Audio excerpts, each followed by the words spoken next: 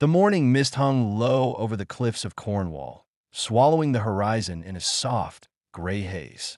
Seagulls called in the distance, their cries blending with the rhythmic crash of the waves below. The town of Penhaven was still half asleep, narrow cobblestone streets glistening from last night's drizzle, chimneys coughing thin trails of smoke into the cold air. Inside a small cottage at the edge of the coast, an old man sat by the window, holding a cup of tea that had long gone cold.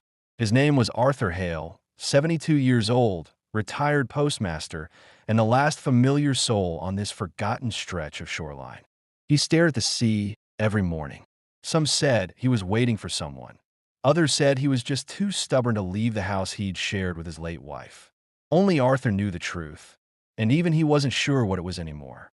On the table before him lay an old wooden box, its corners worn smooth with time. The box had been his wife's. He'd never opened it since the day she died, 31 years ago. But that morning felt different.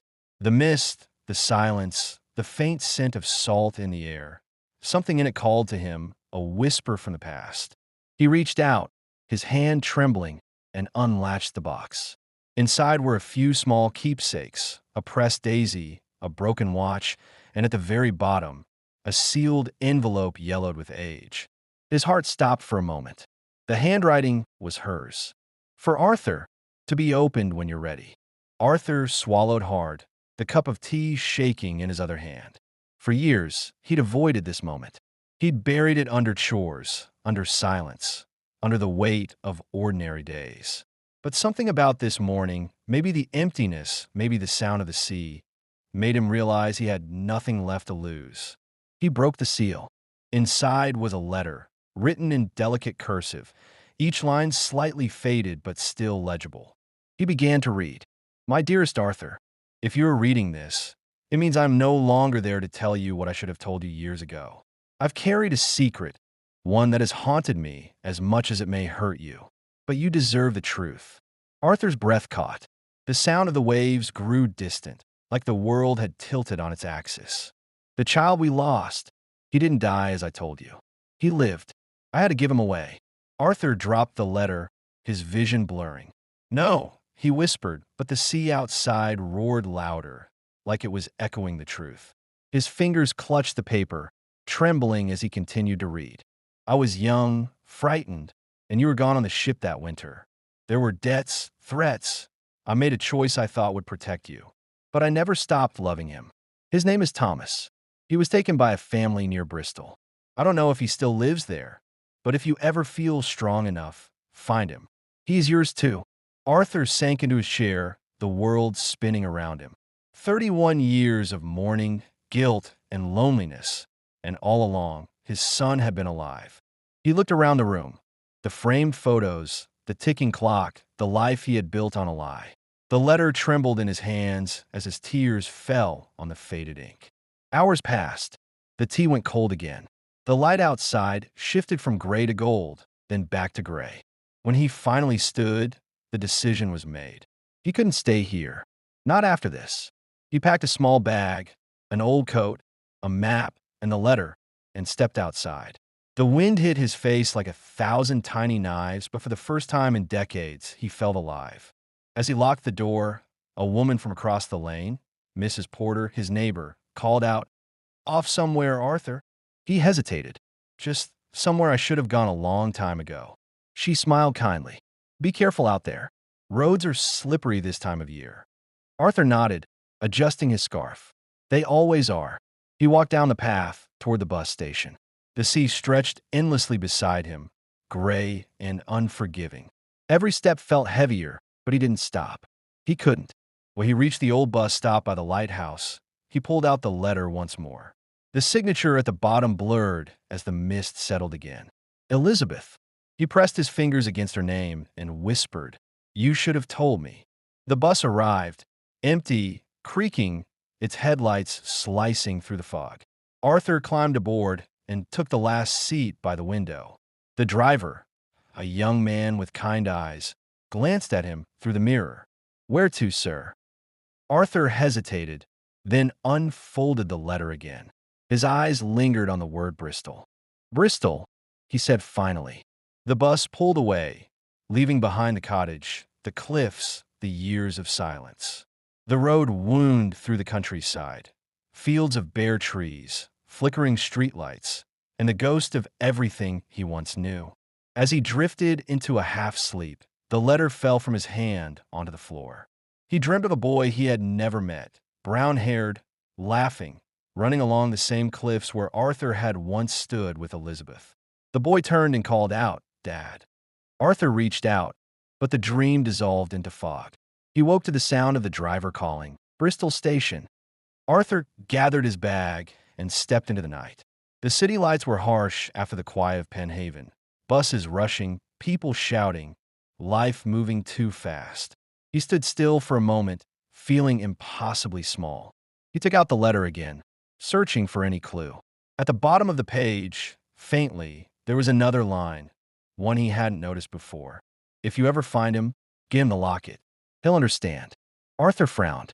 He rummaged through the box he'd brought, and there, among the keepsakes, was the small silver locket Elizabeth had always worn. Inside, 2 faded photographs, one of her, one of a baby he never knew. He closed it gently and slipped it into his coat pocket. Then he turned toward the city, the lights reflecting in his weary eyes. The journey had begun. Bristol smelled different from the coast, not of salt and seaweed, but of rain-soaked brick, exhaust, and coffee from the cafes lining the old streets. Arthur stepped off the bus into the dim glow of the station lights, clutching his worn leather bag like it was all he had left. People moved around him in waves, couples arguing, students laughing, taxis honking, the living world brushing past him as though he were invisible. He adjusted his hat and began walking, his old shoes splashing through shallow puddles. He didn't know where he was going, only that the letter had brought him here. He found a small inn near the river, the Swan and Amp. Lantern. A crooked sign hung above the doorway, swinging with the wind. Inside, the warmth of the fireplace hit him like a memory. The woman behind the counter looked up from her ledger. "Good evening, sir. Room for the night?" "Yes," Arthur murmured. "Just one night, maybe 2. She smiled kindly. "Name?" "Hale. Arthur Hale." She handed him a brass key. "Second floor, room 4. Breakfast at 7. Will you need a wake-up call?" He shook his head. "No, thank you. I haven't slept properly in years anyway." The woman chuckled softly, but when she saw the tremor in his hand, her expression softened. "If you need anything, dear, just ring the bell." Upstairs, the room smelled faintly of soap and dust. The wallpaper was peeling, but the bed looked clean. Arthur set his bag down, sat on the edge, and took out the letter once more. He read it again, for what felt like the 100th time, tracing each line with his finger as if the ink might lead him somewhere new. He was taken by a family near Bristol. That was all. No names, no address, no clue. Just a city of 500,000 people and 31 lost years. He opened the locket and stared at the tiny photograph. The baby's face was blurred, but there was something familiar, a tilt of the mouth, a softness in the eyes. He whispered Thomas. A knock at the door startled him. He opened it to see the innkeeper holding a small envelope. "This just came for you, Mr. Hale." "For me?" "Yes, a young man dropped it off a few minutes ago. Said you'd want it right away." Arthur frowned and took the envelope. The handwriting was unfamiliar, shaky but deliberate. He opened it slowly. "Mr. Hale, if you wish to know the truth about your son, come to the park by the river at 10 a.m. tomorrow. Bring the letter. Come alone. No signature." Arthur's hand shook. His first thought was suspicion. Could someone be playing a cruel joke? But the handwriting, though different, carried something about it, almost as if the writer had known Elizabeth. He didn't sleep that night. The wind howled outside, rattling the windows. He lay in bed staring at the ceiling, the letter clutched to his chest. By dawn, he was dressed and ready, waiting for the clock to strike 10. The park was quiet when he arrived. Damp grass, crows on the fence, the river running brown and restless. A few joggers passed. A mother pushed a stroller, and then he saw her, a woman standing by the bench, wrapped in a green coat, her dark hair tied back neatly. She looked to be in her late 30s. As he approached, she turned. "Mr. Hale?" "Yes." "I'm Claire. she said softly. Claire Bennett. He studied her face. She didn't look familiar, but there was something in her eyes, that same kindness Elizabeth had once had. Did you send this? He asked, showing her the note. She nodded. Yes, I found something you need to see. From her bag, she pulled out a small tin box. Inside were a few photographs, black and white, faded, of a young boy growing into a man. Arthur's breath caught. Where did you get these? They belong to my mother, Claire said. She worked for the family that adopted a child named Thomas. Thomas Hale. The world tilted. He grabbed the back of the bench for balance. You knew him? Yes, he was my brother. Arthur froze. Claire's voice trembled. Not by blood, but he was family. My parents took him in when he was just a baby. They loved him like their own. Where is he now? Arthur's voice was barely a whisper. Claire's eyes lowered. He passed away. 2 years ago. Car accident on the motorway. The words hit him like a physical blow. The sound of the river faded into silence. Arthur's knees weakened, and he sank onto the bench. For a long time, neither of them spoke. The only sound was the wind rustling through the bare trees. Claire sat beside him. I'm sorry. I didn't want to tell you like this. But when I found your wife's letter in his things, I thought you deserved to know. Arthur's gaze drifted toward the river. He had her eyes, he murmured. I can see it now. He always wondered where he came from, Claire said quietly. He used to say he felt like there was someone out there missing him. Arthur reached into his pocket and took out the locket. He was right. He opened it, showing her the baby picture. This is all I had of him. Claire looked at it and smiled sadly. He would have loved that. They sat in silence for a while, two strangers bound by the ghost of the same person. The clouds began to break, a thin beam of sunlight touching the water. Finally, Arthur asked, Is there a grave? Yes, Claire said. It's not far from here. I can take you. They walked together through narrow streets lined with old stone walls until they reached a small cemetery overlooking the river. The air smelled of wet grass and moss. Claire led him to a modest headstone. Thomas Bennett, born 1992, died 2021. Beloved son, friend, dreamer. Arthur knelt, running his fingers over the engraved letters. He whispered, I should have found you sooner. Claire rested a hand on his shoulder. He knew he was loved. By me, by the world, she said softly. And maybe that's enough. Arthur placed the locket on the grave. The silver caught the sunlight, glinting faintly before settling into the grass. His eyes blurred again. For the first time in 30 years, he didn't feel angry or lost. Just empty, but peacefully so. When he stood, Claire asked, Will you stay in Bristol? He shook his head. No, I've spent too many years standing still. Maybe I'll go north, visit the places we never went. Maybe start again. She smiled through her tears. If you ever come back, there'll be tea waiting. Arthur nodded. Thank you, Claire, for everything. As he walked away, the wind picked up, carrying the faint scent of the sea, though the ocean was miles away. He smiled faintly. Somewhere, he thought, Elizabeth was watching. Somewhere, Thomas was free. And maybe, after all this time, so was he. But just as he turned the corner, a sudden gust of wind blew an envelope out of the grass near the grave. Claire bent down to pick it up and froze when she saw the name on it. Arthur Hale. It was sealed, the handwriting eerily familiar. She looked up, but Arthur was already gone. The train rocked gently as it left Bristol behind, the morning light pouring through streaked glass. Arthur sat by the window, his hand resting on the armrest, his reflection trembling in the motion. The countryside outside blurred into fields and hedgerows, rain still clinging to the edges of the world. He hadn't planned to leave so soon, but after the letter Claire had found, the one she hadn't had time to give him, something inside him urged him forward.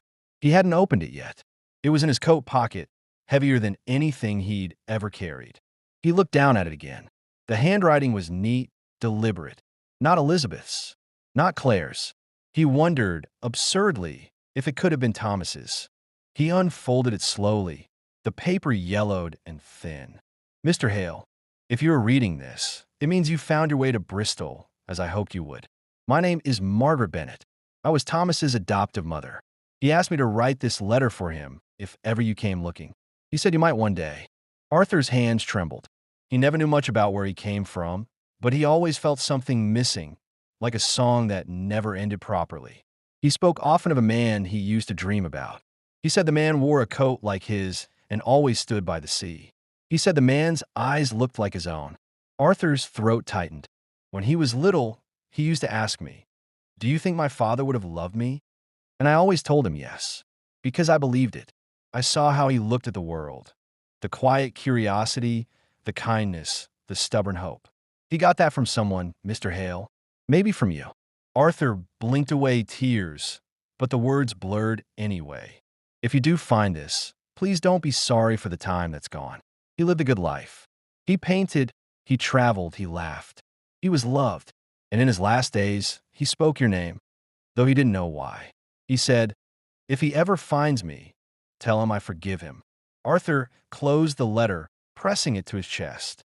The train roared through a tunnel, the world outside swallowed by darkness.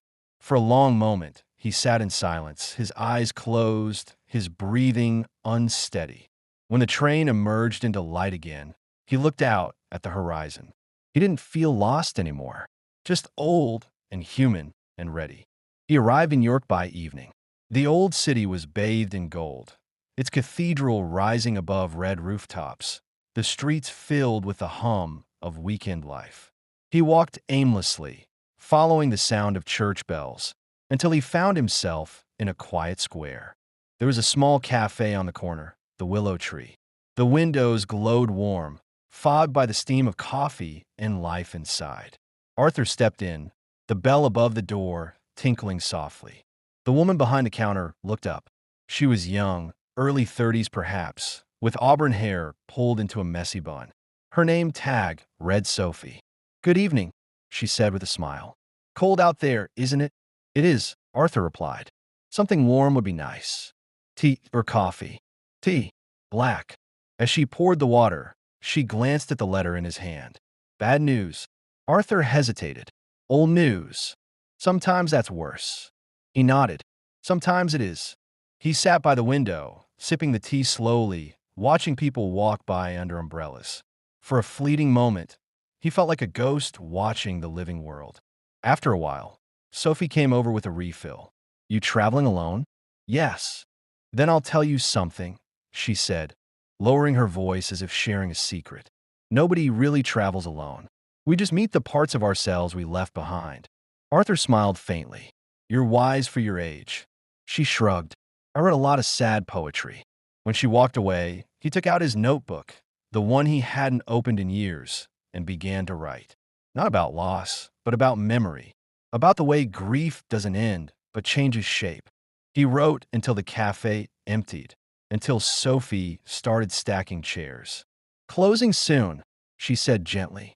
He looked up, surprised by how dark it had become. "Of course. Thank you for the tea." She smiled. "Come by tomorrow. We do breakfast, too." He nodded, and for the first time in decades, he thought he might.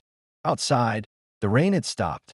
The air smelled of wet stone and the faint sweetness of flowers from a nearby shop. He walked along the riverbank, the city lights shimmering in the water. As he crossed a small bridge, he saw an artist sitting under a street lamp, painting on a canvas despite the cold.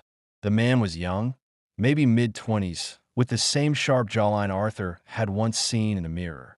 He couldn't help but stop and watch. The young artist looked up. "Evening, sir." Arthur nodded. "Evening. That's quite something, what you're painting." The man smiled modestly. "Just trying to catch the light before it disappears." Arthur stepped closer. On the canvas was the river, the bridge, and, faintly, a man in a long coat standing on the other side. Himself. He froze. "You painted me." The artist laughed softly. "I guess I did. Didn't even notice till now. You have one of those faces that belongs to stories." Arthur's chest tightened. "What's your name, son?" "Tom," the artist said. "Tom Rivers." The name hit him like wind in the lungs. "You try not to show it." "Nice to meet you, Tom." "Same," Tom said, looking back at his painting. "You know, you remind me of my dad. Never knew him, but you've got that same look." Arthur's hand trembled. "What look is that?" Tom smiled. like you've seen too much, but still look for something worth believing in. The silence between them stretched, gentle, almost sacred. Arthur nodded slowly. Keep painting, Tom. I will. Arthur turned to leave, but before he did, he said softly, Your father would have been proud. Tom looked up, confused, but Arthur was already walking away, his figure fading into the mist. Back in his room that night, Arthur sat by the window, the city lights reflecting in his eyes. He took out the letter one last time, placed it beside the candle, and whispered, He found me after all. The candle flickered, and for a moment, the light bent, like someone had brushed past him gently, unseen. And in that fragile silence, Arthur smiled, because for the first time in 30 years, he didn't feel alone. The morning came quietly, painted in soft shades of gray and gold. Arthur woke to the faint hum of the city outside. Footsteps on cobblestones, the distant cry of a gull, the whistle of a kettle in some unseen kitchen. For a moment, he didn't move. He just lay there, listening, feeling the warmth of life beyond the walls. He rose slowly, his joints stiff, his breath clouding the cool air of the small rented room. He washed, dressed, and looked at his reflection in the mirror. The man staring back seemed different, still lined with grief, but lighter somehow, as if some invisible burden had loosened its grip during the night. Downstairs, the innkeeper greeted him with a polite nod. Sleep well, Mr. Hale? As well as a man can, Arthur said with a faint smile. Planning to stay in York long? I'm not sure, Arthur admitted. Maybe just long enough to remember what peace feels like. The innkeeper chuckled softly. You picked a good city for that. York remembers things better than most places. Arthur stepped outside, into the chill of early morning. The streets were wet from rain, glistening like mirrors. He walked aimlessly, hands in his coat pockets, following the scent of baked bread until he reached the Willow Tree Cafe again. Sophie was there, humming softly as she arranged pastries in the display. She looked up and smiled when she saw him. Good morning, traveler. Good morning, he said. I believe you promised breakfast. I did. She motioned to a table by the window. Your seat's waiting.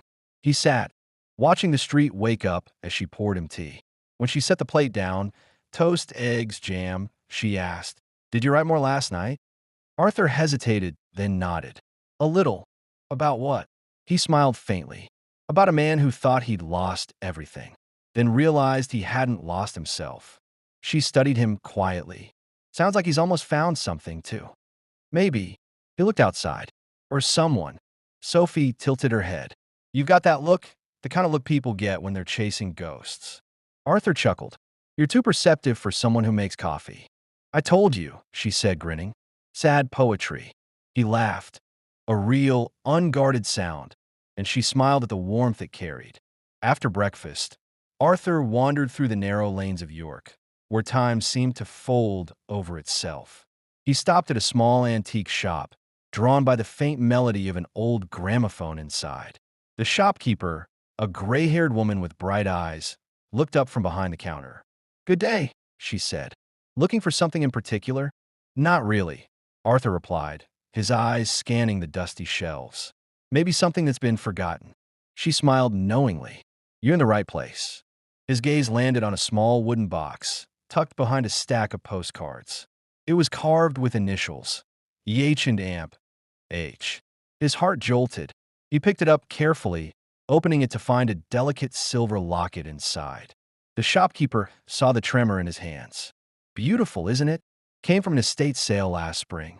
No one knew who they were, but I kept it. It felt sad to let it go. Arthur opened the locket. Inside, two faded photographs faced each other, a young woman with soft eyes and a man in uniform. Elizabeth and himself, decades younger, frozen in another lifetime. His voice broke. Where did you say you got this? An estate near Bristol, she said gently. Old house by the cliffs. Arthur's vision swam. The past had followed him here, carried by chance or fate. He no longer knew which. He placed a trembling hand over the locket and whispered, Thank you. He left the shop with the box in his pocket and tears burning behind his eyes. Outside, the wind picked up, carrying the faint sound of a violin from somewhere nearby. He followed it. Across the square, under an archway, stood the young artist Tom. The violin case was open beside him now, though Arthur hadn't realized he played as well as painted. The melody was soft, haunting, familiar. Arthur stopped a few feet away, his breath catching. It was their song, the one Elizabeth used to hum when the world still made sense. He closed his eyes, letting it wash over him. When the music ended, Tom looked up. "You again," he said with a grin. "I didn't scare you off yesterday." "Hardly," Arthur said, his voice thick. "That piece, where did you learn it?" Tom shrugged. "I don't know.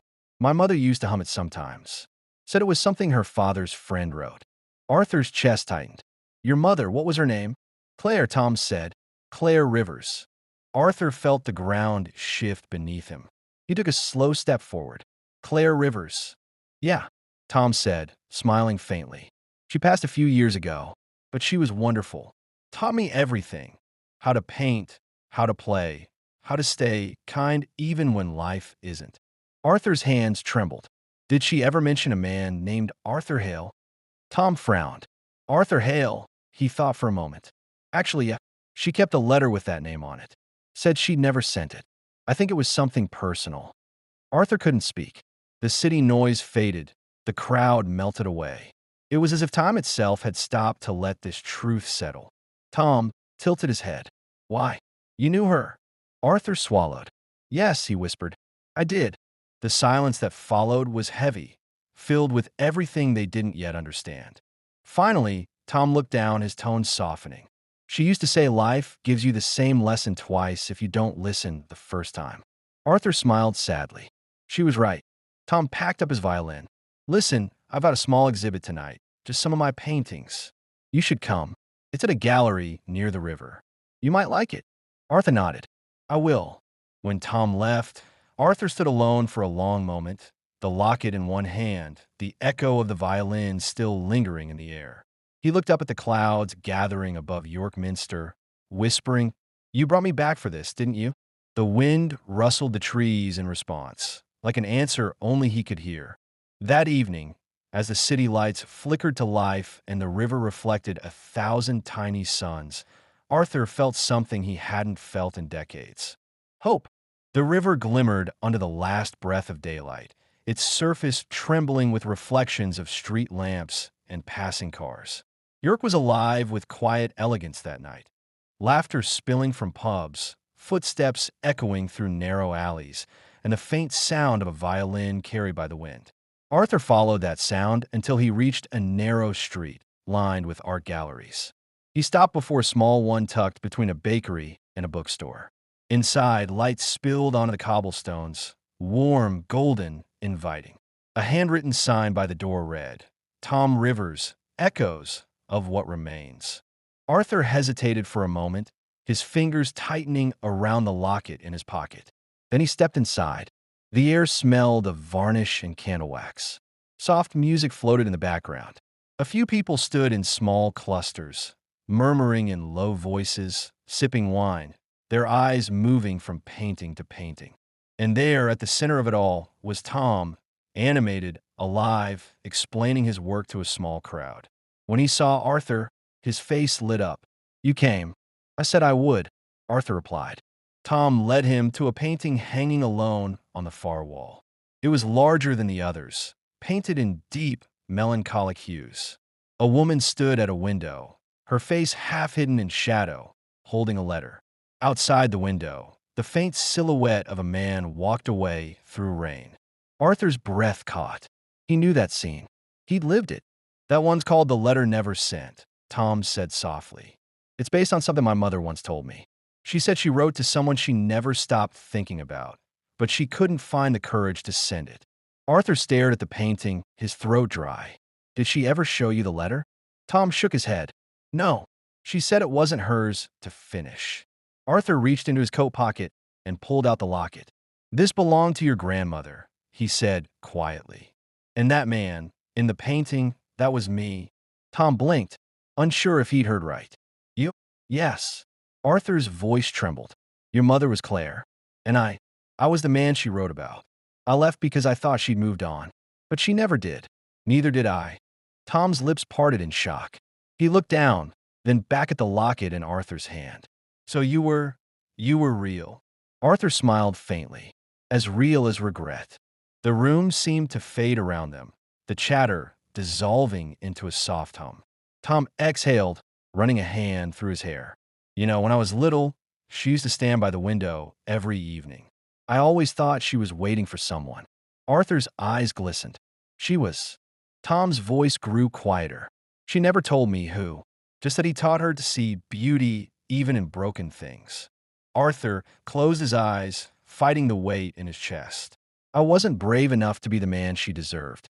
Tom looked at him for a long moment. The old man, fragile but still standing, the years carved into his face like proof of endurance.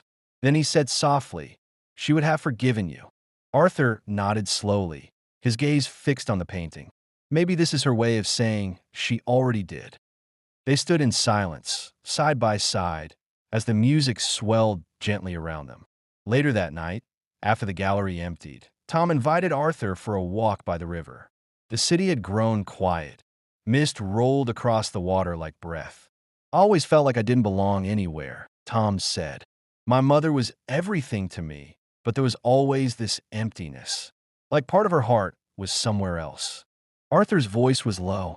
"It was with me, and I left it behind." They stopped on the bridge, where the water shimmered in rippling gold. Tom turned to him. "Why did you leave her?" Arthur hesitated, the wind tugging at his coat. "Because I was young and afraid.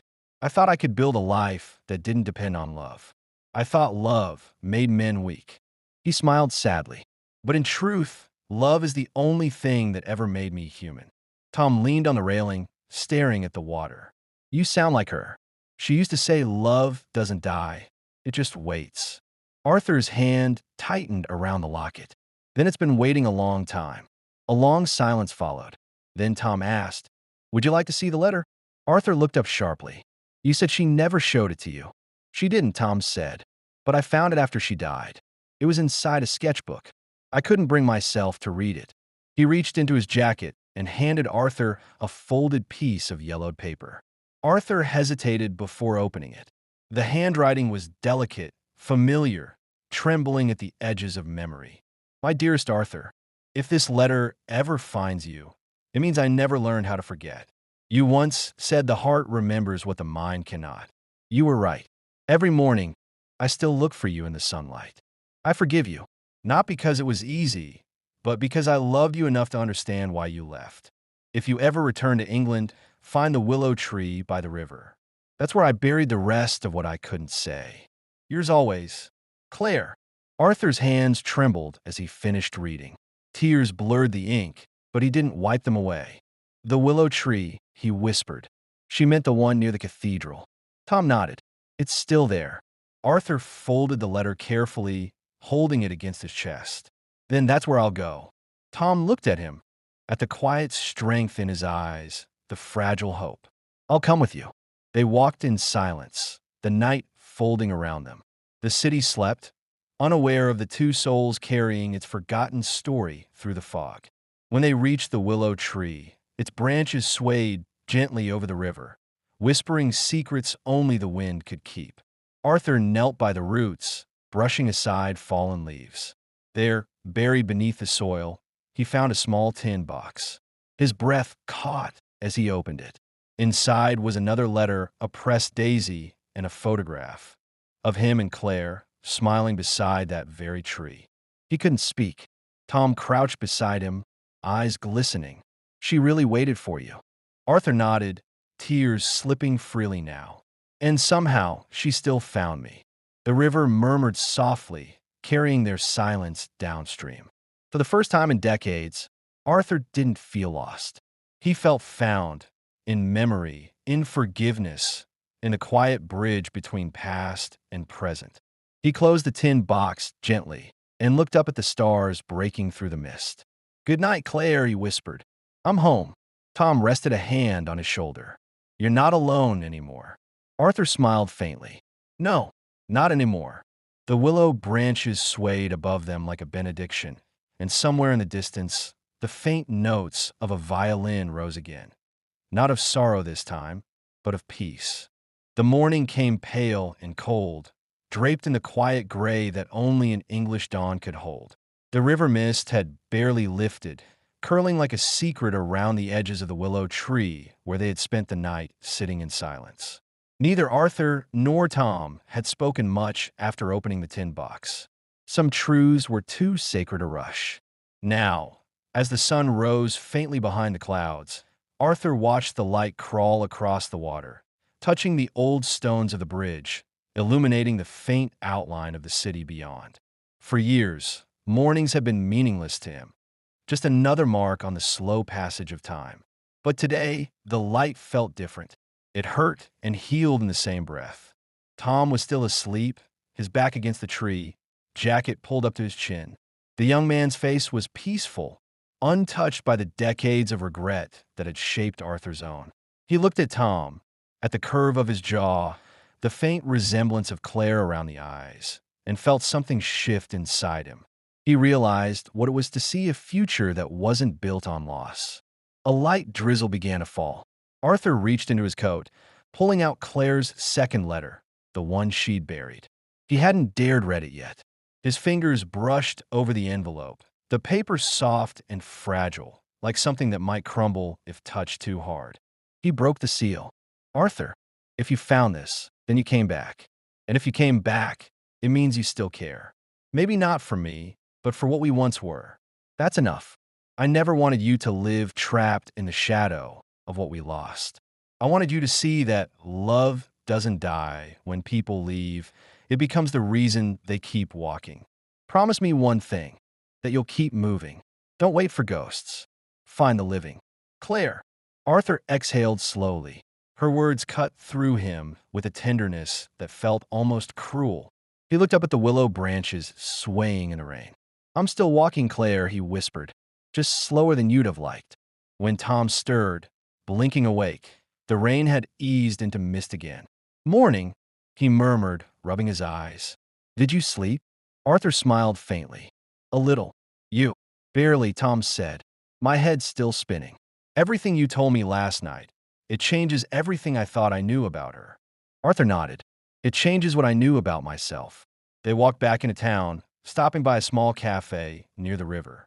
The air smelled of wet stone and roasted coffee beans. Tom ordered tea for both of them and sat by the window. She never told me much about my father, Tom said, stirring his drink. Just that he was kind and stubborn. But now I'm wondering if she meant you or him. Arthur's gaze softened. You deserve to know the truth. Who was your father? Tom hesitated. His name was David. He was a journalist. They met years after you left. I think he knew she still loved someone else. He never said it, but I could feel it. Arthur looked down. That kind of knowing can break a man quietly. Yeah, Tom said. He died when I was 10.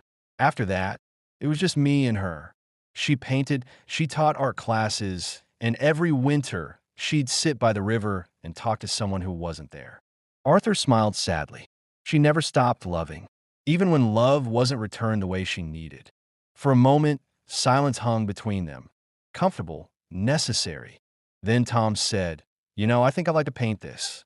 Not the sadness, but the way it feels to finally understand. Arthur nodded. Paint it. Let her see through you. After breakfast, they walked to the art supply shop on the corner. The shopkeeper, an old woman with a thick Yorkshire accent, smiled as she recognized Tom. Back so soon, love? Out of paint already. Tom grinned. Something like that. Arthur wandered through the aisles, running his hand over the brushes and canvases, inhaling the scent of turpentine and wood. The place reminded him of Claire's studio, the way sunlight used to spill across her table, the way she hummed while she painted. He turned, and for a split second, it felt like she was there, the soft echo of her voice, the warmth of her laughter. But when he blinked, it was only Tom, holding a new canvas, looking more alive than Arthur had ever seen him. That afternoon, they sat up by the river beneath the willow tree. Tom began to paint, the strokes sure and gentle, the colors muted and deep. Arthur sat quietly beside him, watching. Tom said without looking up, when I first started painting, I thought art was about capturing moments before they disappeared. but now I think it's about forgiving them for ending." Arthur smiled. "Then you're wiser than I ever was." The day drifted by. The city moved around them. Bicycles, distant bells, laughter from across the bridge. Yet their world felt small and sacred. As evening fell, Tom stepped back from the easel. "It's done," he said. Arthur rose slowly and looked. The painting showed the willow tree, the river, and two figures sitting beneath it, one young, one old. Between them, a faint shimmer of light broke through the branches, illuminating a small tin box on the ground. It wasn't a portrait of loss. It was a portrait of finding. Arthur felt something swell in his chest, a mixture of grief and grace. "It's beautiful," he whispered. Tom smiled. "It's hers, really. I just borrowed her eyes." As the sky dimmed, Arthur took the locket from his pocket and placed it gently beneath the tree roots. "She doesn't need to wait anymore," he said softly. Tom nodded, his voice barely audible. "Neither do you." The wind shifted, carrying the scent of rain and river. Somewhere, faintly, church bells rang for evening prayer. Arthur turned to Tom. "You should keep her letters. They belong to you now." Tom shook his head. "No, they belong to us, to the story she started, and we're still finishing." Arthur looked at him for a long moment, the faintest smile tugging at his lips. "Then let's finish it properly." They stood there, 2 generations bound by love and loss, as the mist thickened and the world softened around them. The light that broke through the clouds wasn't bright, but it was enough. Arthur whispered, "Thank you, Claire," as if the wind itself could carry his voice across the years. And maybe it did. It rained through the night. The soft tapping of drops against the window panes filled Arthur's small cottage with a rhythm that felt both comforting and sorrowful. He sat at his desk, an old, uneven piece of oak that had belonged to his father, a single lamp burning beside him. The letters were spread out before him. Claire's handwriting, faded but graceful, her words dancing like ghosts across the yellowed pages. He had read them 100 times now, but tonight, he wasn't reading them for himself. He was reading them for Tom, for the boy who had grown up searching for half a story. On the corner of the desk lay a blank sheet of paper. Arthur had avoided it for days, but he knew the time had come. He uncapped his pen and began to write. "My dearest Claire, it's been 52 years since the day I left you on that platform. I thought I was doing what was right, choosing duty over desire, safety over uncertainty. But what I didn't understand was that life without you was the greatest uncertainty of all. I carried your silence like a stone in my pocket. It weighed me down, but I refused to let it go because it was all I had left of you. I know now that I mistook guilt for love. But love isn't meant to haunt. It's meant to heal. I met him, Claire. I met our Tom. He's everything you were, kind, stubborn, endlessly curious. He paints like you did. Only his strokes are freer, as if he's already forgiven the world for its mistakes. I envy him for that. I'm leaving this letter for him to find one day, just as I found yours. Not to pass on my regrets, but to remind him that love, no matter how lost, leaves something worth keeping behind. Forever yours, Arthur." When he finished, he folded the paper carefully, slipped it into an envelope, and sealed it with trembling fingers. There was peace in his chest now. Not joy exactly, but something close enough. He looked around the room. The books, the raincoat hanging by the door, the old clock that no longer ticked, and smiled faintly. Everything in that small cottage held a story, and now, finally, they all made sense. Outside, the wind howled softly through the hedges. Arthur took the envelope and placed it inside a small wooden box, alongside the tin one they'd found under the willow. Then he blew out the lamp and went to bed. When morning came, Tom arrived early, carrying the painting he had finished the day before. He knocked once, twice, but there was no answer. Inside, the cottage was still. Tom stepped in quietly, his boots leaving small wet marks on the floor. "Arthur," he called softly. He walked through the kitchen, past the shelves lined with teacups and small glass jars, until he reached the bedroom. Arthur lay there, hands folded neatly over his chest, eyes closed, a faint smile on his lips. The morning light streamed across his face, gentle and forgiving. On the bedside table, Tom saw the box, and beside it, the letter. He didn't cry at first. He just stood there, feeling the weight of the silence, the enormity of the stillness.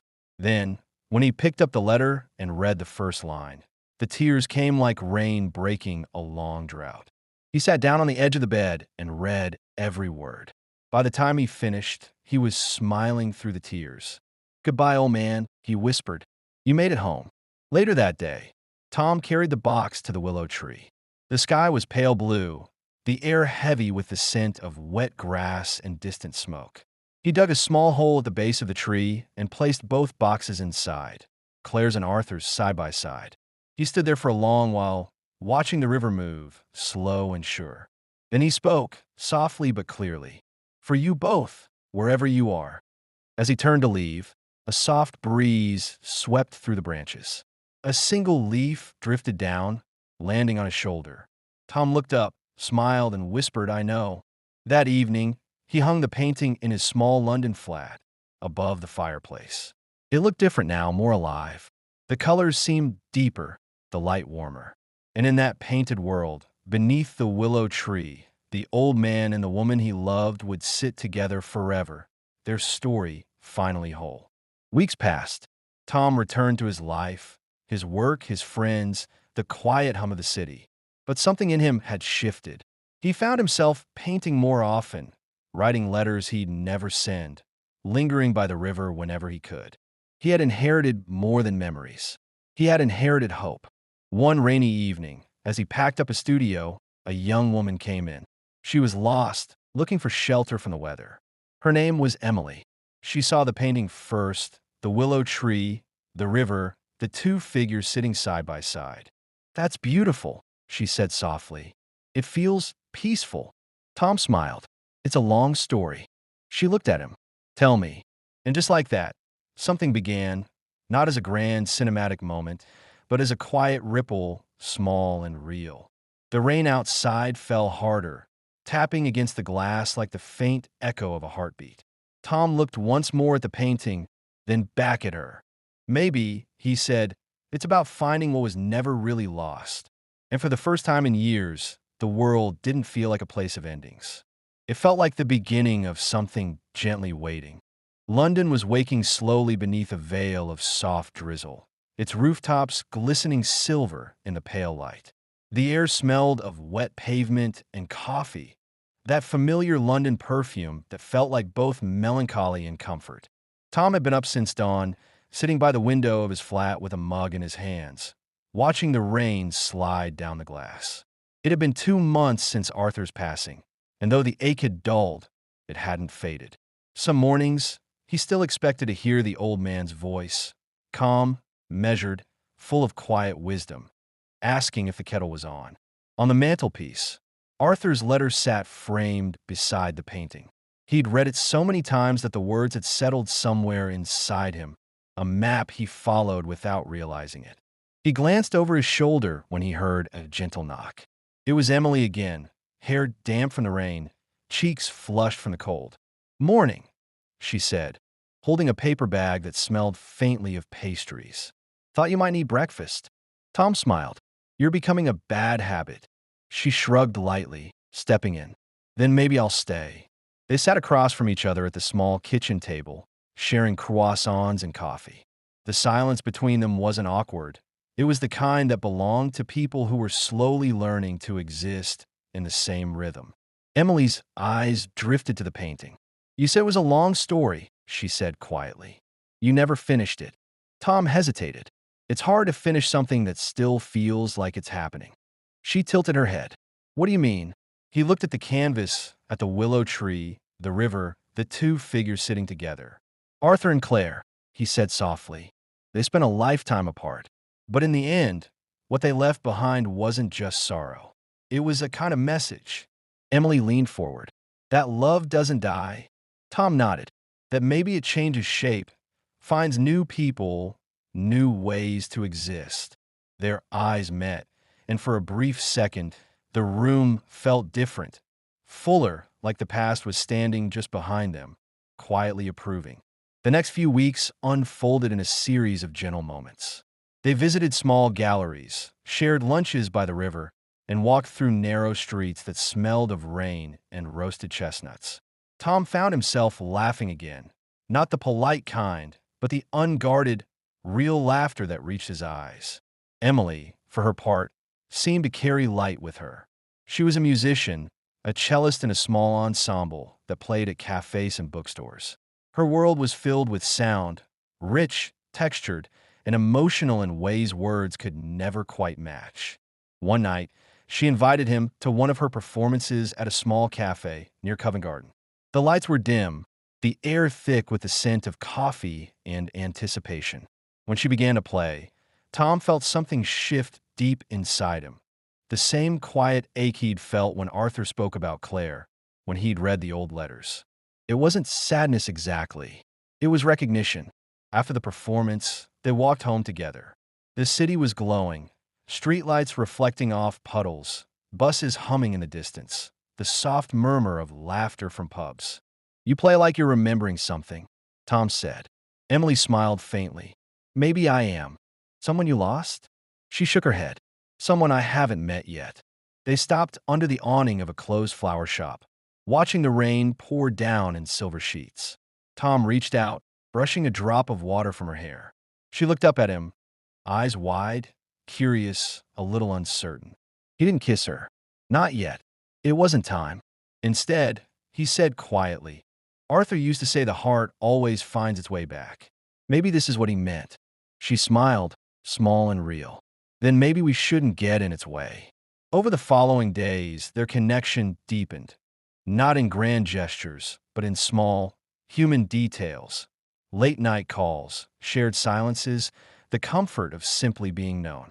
Tom painted more than ever, and his new works were brighter, softer, filled with color and breath. But just as everything began to feel steady, something shifted again. One afternoon, while sorting through an old chest of Arthur's belongings, Tom found a second envelope, sealed, unmarked. It had been tucked beneath the lining, as if hidden intentionally. Curiosity burned through him. He hesitated, then tore it open. Inside was a single photograph. Arthur in his youth, standing beside a woman who was not Claire. Her arm was looped through his, her face turned toward the camera with unmistakable affection. Behind them, a sign read Brighton Pier, 1969. Tom frowned. There was also a short note written in Arthur's hand. "Some truths are too heavy for the living. Leave this one buried." For a long moment, Tom just stared at it, feeling his chest tighten. He thought he knew Arthur, the story, the regret, the love. But now he wasn't sure what to believe. When Emily arrived that evening, he showed her the photo. She studied it quietly. "Maybe it doesn't change anything," she said. Tom exhaled. "Doesn't it? If he loved someone else, if everything he said about Claire was human," she interrupted gently. "It makes him human, Tom. Not a saint, not a ghost. Just a man who lived, who loved, and who made mistakes." Tom looked at her, really looked at her, and realized she was right. Arthur's story had never been about perfection. It had been about forgiveness. He smiled faintly. "You sound like him." Emily smiled back. "Maybe we all end up sounding like the ones who teach us how to feel." Later that night, after she'd gone, Tom placed the photo in the same box where Arthur's letters had once been. He didn't hide it, but he didn't display it either. Some things, he realized, were meant to rest quietly. Not forgotten, just at peace. He stood by the window again, watching the rain blur the city lights. Somewhere below, the river moved silently through the dark, carrying with it everything that had ever been lost and found. Tom whispered to the night, "I get it now." Outside, the willow tree swayed in his memory, and for the first time, it didn't feel like an ending. It felt like understanding. Winter had come to London quietly, covering the city in a thin mist that never seemed to lift. The days were shorter now, the sun a brief visitor before fading into long stretches of gray. In Tom's studio, the light was cold and blue, seeping through the tall windows and spilling over half-finished canvases. He hadn't painted in days. The photograph he had found, Arthur and the unknown woman, still lingered in his mind. He told himself it didn't matter, that Emily had been right. The truth didn't erase love. But some part of him couldn't stop wondering what else he hadn't known. What parts of Arthur's life would remain unspoken? Emily had noticed his silence. She'd call, sometimes twice a day, her voice soft but concerned. He'd answer, but his words were short, his tone distracted. Eventually, the calls came less often. One afternoon, she appeared at his door again, coat damp from the drizzle, a scarf wrapped loosely around her neck. She didn't knock this time, just turned the handle and stepped inside. "You're hiding again," she said. Tom looked up from his chair. "I'm just thinking. That's what people say when they're drowning." Her voice wasn't angry. It was tired, tender, the way people sound when they've run out of ways to reach someone they love. He rubbed his face. "I don't know what to do with all this. With the letters, the photos, the lies. They're not lies, Tom. They're pieces. No one's story fits perfectly." He stared at her for a moment. The rain hit the windows harder now, streaking the glass like thin veins of silver. "You make it sound easy," he said quietly. "It's not easy," she replied. "It's just life." They stood there, the distance between them small but heavy. Emily finally crossed the room, reaching for his hand. For a moment, he didn't move. Then, slowly, his fingers closed around hers. "Come with me," she said. "I'm playing in Brighton next week. A short tour, 3 days. You could use a change of air." He hesitated. The mention of Brighton sent a jolt through him. The photograph, the pier, 1969. But maybe, he thought, that was exactly why he should go. Brighton was a different world. Bright and sharp, the sea restless under a pale sky. The salty air felt alive, cleansing in a way London never could be. Emily's small ensemble performed in an old theater by the coast, the kind that smelled faintly of wood and time. Tom sat in the back row, sketchbook in hand, watching her. The music rose and fell like waves, and for the first time in months, he felt something inside him loosen. After the concert, they walked along the empty pier. The same one from the photograph, though now, it was quiet, only the soft crash of water below and the occasional creak of old boards beneath their feet. He stopped near the railing, looking out at the sea. "He was here," Tom said. Emily nodded. "And now you are." He took the photo from his pocket, holding it up against the view. The angles matched, the same curve of the shoreline, the same lights in the distance. Only time had changed. "Do you think he loved her?" he asked. "I think he tried," she said softly. "And maybe that's enough."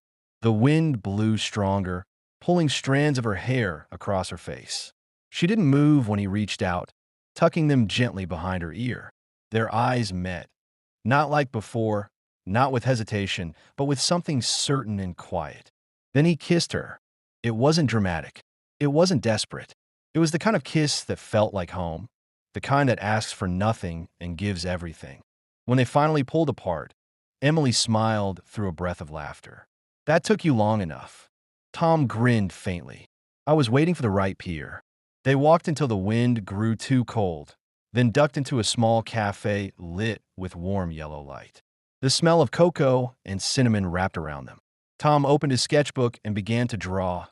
Quick, sure lines of the sea, the pier, and her. "What are you going to call it?" she asked, watching him. He didn't look up. "The Return." She tilted her head. "To where?" He paused, pencil hovering over the page. "To peace." For the next few days, they stayed in Brighton, sharing the quiet kind of happiness that doesn't need to be spoken aloud. They watched the gulls, shared fish and chips by the water, and walked the narrow lanes filled with books and antique shops. But peace, Tom learned, was never permanent. On their last morning there, he woke to find Emily standing by the window, holding her phone, her face pale, her hand trembling slightly. "What is it?" he asked, sitting up. She hesitated, eyes glistening. "It's my mother. She's sick. I have to go home." "Home? You mean?" "New York," she whispered. "I need to be there, at least for a while." He felt the world shift again. The air heavier, the silence unbearable. "How long?" "I don't know." They spent their last hours together in silence. On the train back to London, her head rested on his shoulder, and he held her hand tightly, as if trying to memorize the weight of it. At the station, she turned to him. "I'll call you when I land." "You'd better," he said. managing a faint smile. She kissed him once more, quick, trembling, final, and then disappeared into the crowd. Tom stood there long after the train had gone, the sound of its departure echoing through the station like a closing door. When he finally returned to his flat, the room felt impossibly empty. On the table lay the sketch he'd done in Brighton, Emily by the sea, wind in her hair. He stared at it, the pencil lines now blurred by a single drop of water. He wasn't sure if it had come from the window or from his own eyes. Days passed, then weeks. She called it first, long conversations that stretched across time zones, filled with laughter and longing. But slowly, the calls grew shorter, the pauses longer. Messages unanswered, then silence. One evening, as the sky dimmed to the color of ash, Tom found himself walking by the Thames again, coat buttoned against the cold. He stopped on the bridge, looking down at the water, and whispered, "You were right, Arthur. The heart always finds its way back." He didn't know when or how, but somewhere deep inside, he felt that the story wasn't over. The river moved below him, endless and dark, carrying away what was gone, and perhaps bringing something new. The morning broke with a faint drizzle that painted the narrow London street in shades of silver. Arthur stood by the window of his small flat, watching the raindrops gather and fall in trembling lines down the glass. His cane leaned against the wall beside him, but he wasn't thinking of the pain in his legs or the stiffness of his back. He was thinking of the letter, the one he had finally sent. 2 weeks had passed since he'd posted it to Amelia's daughter. A lifetime, it felt like. Every day he walked to the corner, checked the mailbox, and returned home with the same silence echoing in his chest. But this morning, there was something waiting for him. The envelope was pale blue, the handwriting elegant and unmistakably careful. His fingers trembled as he tore it open, heart pounding with the fragile hope of a man who had already said goodbye too many times. Asterisk, dear Mr. Blake, I received your letter about my mother. I didn't know she had kept those letters all her life. She spoke of you once, when I was little, about a man who made her believe in love again. Thank you for writing. Thank you for remembering her. If you'd like, I'd love to meet you. I think it's what she would have wanted. Asterisk, L.M. Arthur's throat closed around a sound that was half laughter, half sob. He pressed the paper against his chest and let his eyes fall shut.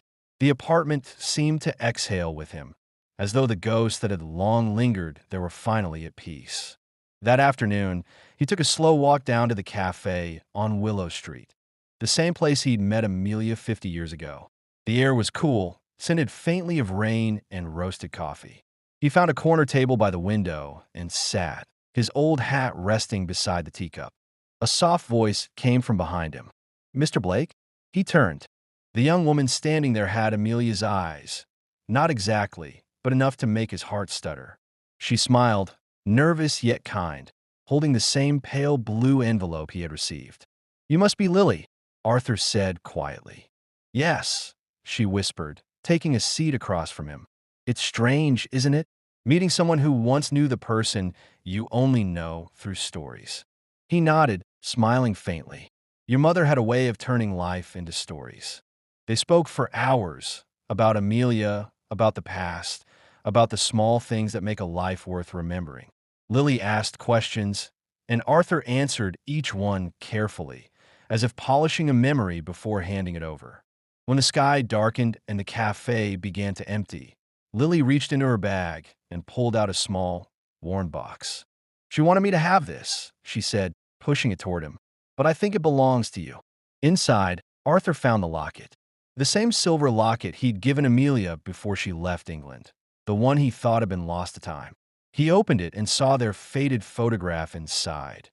A young man and woman, smiling like they believed forever could fit inside one moment. He closed it gently and looked up at Lily. "No," he said softly. "It belongs to both of us." Outside, the rain had stopped. The city lights shimmered against the wet pavement, and in that reflection, Arthur thought he saw the ghost of a younger man walking hand in hand with a woman in a red scarf, laughing, alive, eternal in their own small piece of time. He smiled. Sometimes, he realized, we're never truly lost. We simply wait to be found again, in a letter, in a memory, in the heart of someone who still believes love can survive the years. And for the first time in decades, Arthur Blake felt at peace. The story was no longer unfinished. It had simply been waiting for the right reader. The end.